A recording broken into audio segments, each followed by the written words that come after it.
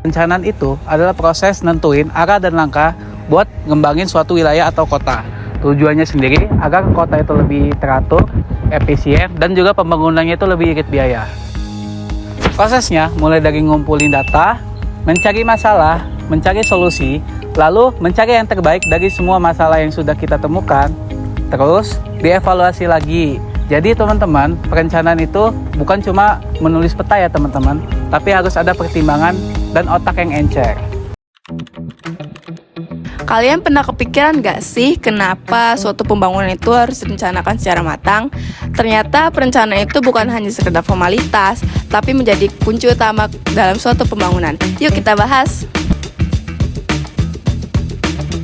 Yang pertama, menentukan arah dan tujuan. Tanpa ada perencanaan, pembangunan bisa menjadi acak dan tidak terfokus. Namun, jika ada perencanaan, pihak terkait bisa menentukan apa yang ingin dibangun dan apa tujuannya. Singkatnya, perencanaan itu GPS-nya pembangunan. Yang kedua, meminimalkan risiko kesalahan dan kerugian.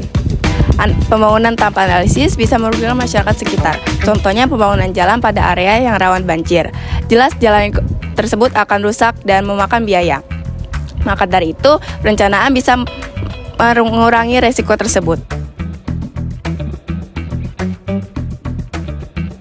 Yang ketiga, penggunaan sumber daya lebih efisien. Jadi seperti yang kita tahu bahwa sumber daya sangat terbatas seperti uang, material, dan tenaga kerja. Maka dari itu perencanaan memastikan semuanya digunakan secara optimal demi pembangunan yang maksimal. Yang keempat, koordinasi dan sinkronisasi. Jadi pembangunan itu melibatkan banyak pihak seperti masyarakat, pemerintah, dan swasta. Dengan perencanaan, semua pihak tidak tahu perannya dan pembangunan akan berjalan lebih lancar. Yang kelima, evaluasi dan pengendalian. Perencanaan juga membuat target agar suatu bangunan bisa terstruktur. Dari situ, perencana bisa membuat evaluasi apakah pembangunan itu sudah berjalan sesuai rencana, apakah belum tercapai, dan apa yang harus dievaluasi untuk selanjutnya.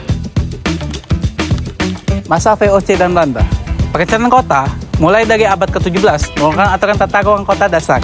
Dan pada masa Hindia Belanda mengeluarkan aturan penting, yaitu RR 1854 dan Serat 1882. Dan baru pada 1905, kabupaten dan kota mendapatkan hak otonomi untuk mengatur tata ruang kotanya itu sendiri. Selanjutnya pada masa Perang Dunia Kedua sampai tahun 1950-an. Pada tahun 1948 diterbitkan aturan pembangunan di berbagai kota besar. Ada juga muncul konsep dari kota baru dan kota berbasis digital seperti kota Kemayoran dan Palangkaraya. Dan pembangunan nasional juga dibantu oleh luar negeri. Masuk ke masa 1950 sampai 1960. Kota-kota di Indonesia seperti Jawa dan di Sumatera mulai berkembang dengan pesat dengan teknologi, sehingga mengaruhi kondisi fisik, budaya, ekonomi, dan sosial. Selanjutnya masuk ke masa 1970 sampai 2000. Pembangunan semakin kompleks di tingkat nasional, regional, maupun lokal. Lalu terbitnya UU Tata Ruang Nomor 24 Tahun 1992. Masa tahun 2000-an. Setelah otonomi daerah berlaku, banyak daerah berlomba-lomba untuk memajukan ekonomi daerahnya masing-masing. Dan masyarakat juga banyak terlibat dalam sistem pembangunan. Dan dari pembangunan itu banyak yang dibicarakan.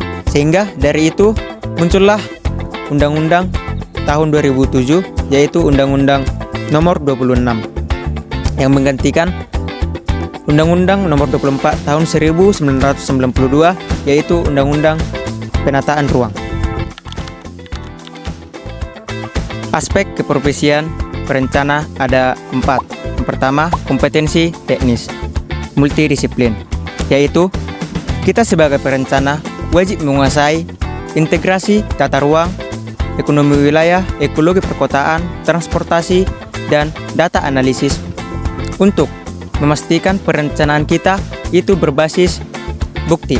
Yang kedua, analisis spasial berbasis teknologi. Seiring berjalannya waktu, teknologi semakin berkembang, sehingga kita sebagai perencana harus bisa mengkolaborasikan perencanaan kita dengan teknologi seperti penggunaan JIS dan teknologi lainnya. Ketiga, etika dan tata kelola ruang.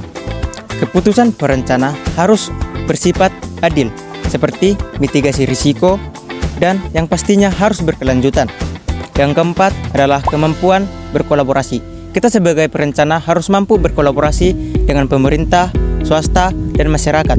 Dan tidak hanya itu, kita sebagai perencana harus bisa berkomunikasi dengan pemerintah dan masyarakat tersebut. Peluang kerja perencana ada banyak, salah satunya adalah di sektor pemerintahan. Seperti menyusun kebijakan dan tata ruang, itu bisa bekerja di BPN atau ATR, Bappenas, Bapeda, dan PUPR.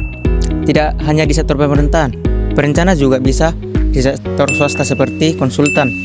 Dan tidak hanya itu, perencana bisa juga di dalam bidang akademik seperti dosen kita saat ini. Perbedaan ruang lingkup wilayah dan kota. Wilayah memiliki cakupan ruang yang lebih luas dan kepadatan penduduk yang bervariasi dengan kegiatan ekonomi yang sifatnya agraris dan non-agraris dengan fasilitas yang kurang lengkap dan tidak merata. Sebaliknya, kota memiliki ruang cakup yang sempit dan kepadatan penduduk yang padat dan kegiatan ekonomi yang bersifat dominan non-agraris dengan fasilitas yang lengkap dan modern. Untuk substansi kajian terdapat dua bagian, yaitu perencanaan wilayah dan perencanaan kota. Perencanaan wilayah berfokus pada pengelolaan tata ruang yang berskala besar, seperti tingkat kabupaten atau provinsi, dengan memperhatikan aspek sosial, ekonomi, dan lingkungan. Perencanaan kota lebih mementingkan pemenuhan kebutuhan dan masalah perkotaan. Contoh produknya yaitu RTRK, Rencana Tata Ruang Kota, untuk pengaturan penggunaan lahan dan infrastruktur, serta RDTR, Rencana Detail Tata Ruang, mengatur tata ruang secara lebih rinci.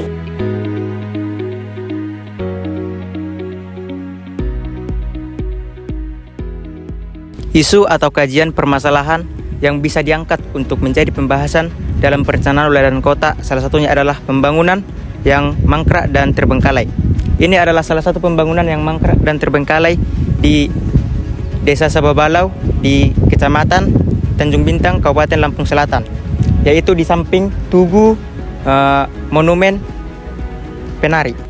Penyebab vandalisme di Tugu Perahu terjadi karena meskipun pengawasan dari aparat sebenarnya sudah sering dilakukan, masyarakat, terutama para remaja yang menjadikan area tersebut sebagai tempat nongkrong dan main liar, lalu tetap melakukan coretan serta tindakan merusak pada tugu tersebut. Kesimpulannya, perencanaan wilayah dan kota adalah bidang yang mempelajari cara mengatur dan mengembangkan suatu wilayah serta perkotaan. Ini mencakup dua pokok utama. Pertama yaitu analisis sosial, ekonomi, dan lingkungan untuk memahami kondisi suatu wilayah. Kedua yaitu